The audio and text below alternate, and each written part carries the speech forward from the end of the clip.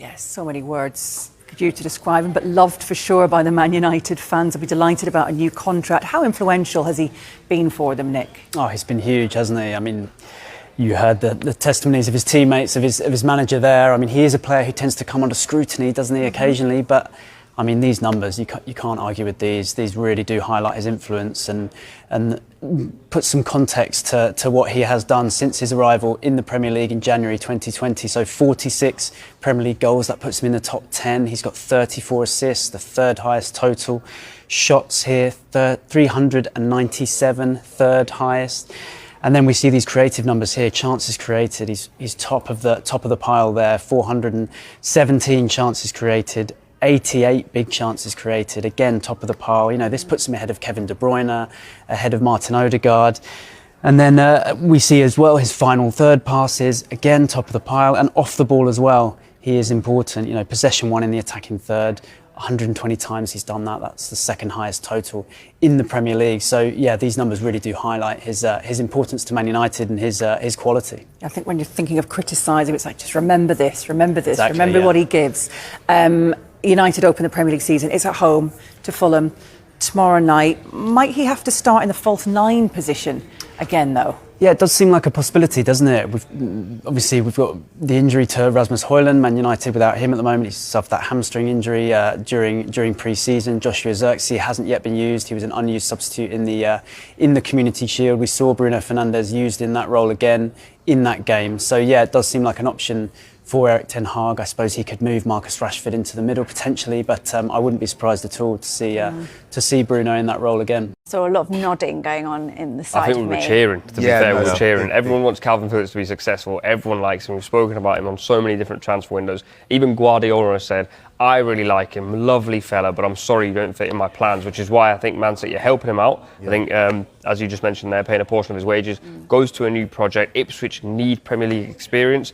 This one hits the nail on the head, and as we're transfer geeks, and we see a transfer that makes sense, we're cheering it on. The thing is, like, Kieran McKenna gets such a good press, doesn't he? But he's really impressed everyone, and it seems like he's impressed Phillips as well, who had other options. Yeah, exactly. It was a nightmare for Calvin Phillips when he went to West Ham, and that was another one we looked at and thought, actually, if he can get himself up to speed, you know, we can get in that West Ham side, they look attractive, etc., and it didn't quite work out.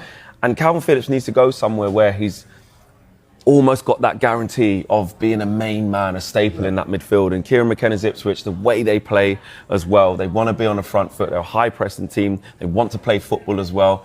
It will give him the opportunity, if he can find his form, to be on the ball a lot, to be the Calvin Phillips that we saw at Leeds that got him that move initially to Manchester City and get his confidence up. The Ipswich fans, if he can do that, will replicate that energy. We'll love him. Portman Road will be absolutely bouncing on most home days. So I think it's a really good move for him. But the question is now is, can he get up to speed? Can he get some form? Can he get some continuity? No injuries, a run of games. Yes, he might be rusty and be a little bit off it, but someone like Kieran McKenna, who's a young, aspiring coach, who's doing really, really good things. Back-to-back promotions have been absolutely unbelievable. And he himself chose to make sure he stays at Ipswich, signed a new deal.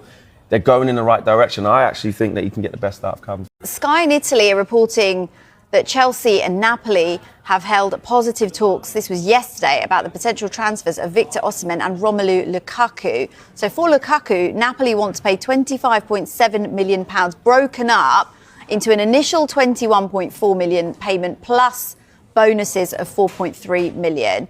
Chelsea had insisted that his £38 million release clause is met, but Sky in Italy understand that they have now indicated a willingness to negotiate. So discussions will continue as Chelsea are seeking a deal for striker Osimhen.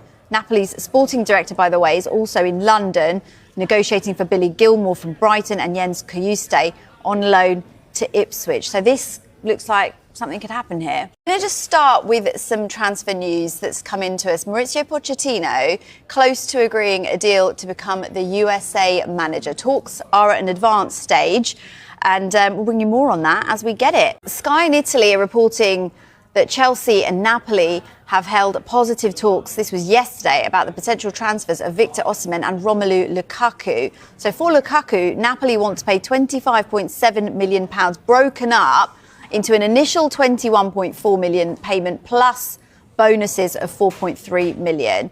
Chelsea had insisted that his £38 million release clause is met, but Sky in Italy understand that they have now indicated a willingness to negotiate. So discussions will continue as Chelsea are seeking a deal for striker Osimhen.